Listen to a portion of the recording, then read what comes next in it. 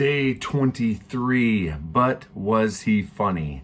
Now, it's one of the things that I actually love the most about the Chosen series is that Jesus is portrayed to have an actual sense of humor, and he jokes around with the disciples. He makes some little remarks that are sarcastic and funny.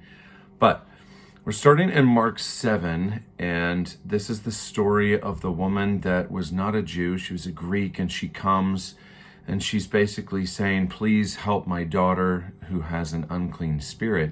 And Jesus says, let the children eat what they want first, basically the Jews. It's not right to take children's bread and throw it to the dogs. Well, master, she said, even the dogs under the table eat the crumbs that the children drop. And he says, well said. Off you go. The demon has left your daughter. She goes home and finds her daughter healed. And a friend of mine asked me about this story in particular and said, I'm really struggling with this. Why is he being so cruel?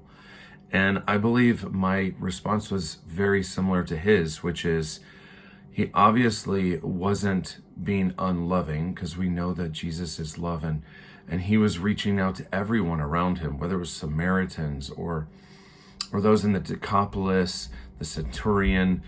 And so obviously there is something that is not written that we can assume. And so he says, option one, Jesus responds to this woman in a rude and racially demeaning way. Then a change of heart ensues.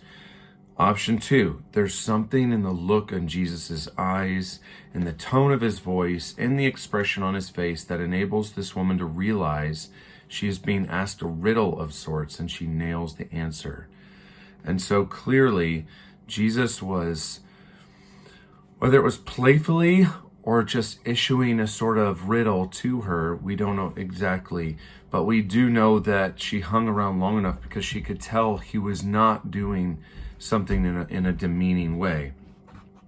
And so there's all sorts of adjectives that we might use to describe the way Jesus communicated, but he says the one word that would not be used is the word boring.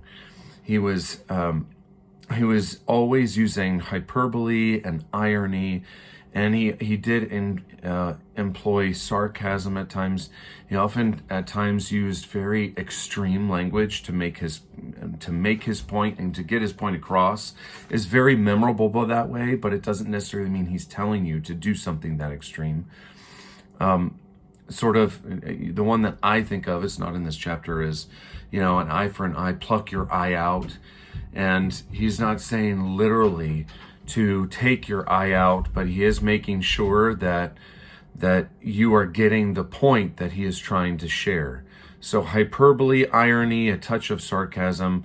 The one other story that comes out that he is portraying is the grain of a mustard seed. The grain of a mustard seed is the smallest of all seeds, and when it grows, it turns into the biggest of shrubs. It becomes a tree. The birds in the sky can come and rest in its branches. Now, first of all, we know that it's not the smallest of seeds. It does not become the biggest of shrubs, and it does not necessarily become a giant tree where thousands of birds can rest in it.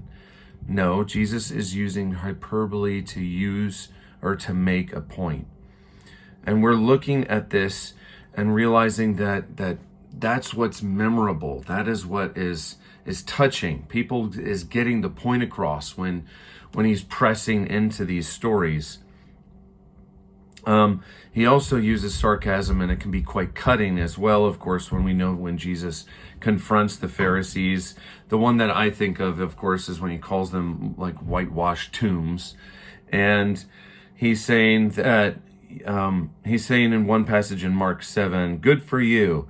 You get rid of God's command so you won't be inconvenienced in following the religious fashions. So he's also using this one that I did not know about either. And it's the part where he's saying, you blind guides, you filter out the gnats, but you gulp down a camel. That's Matthew 23:24. Now, interestingly enough, this is referring to the fact that they will filter their water from the gnats that get in their water. Makes sense, because it's not pure, obviously, and you don't want to drink the gnats. But it's wordplay as well that he is picking out. So the wordplay in Aramaic is, you filter out a galma, but you gulp down a gamla. Galma, I assume, is gnat, and gamla is camel. So he's taking this stance and throwing them back at him.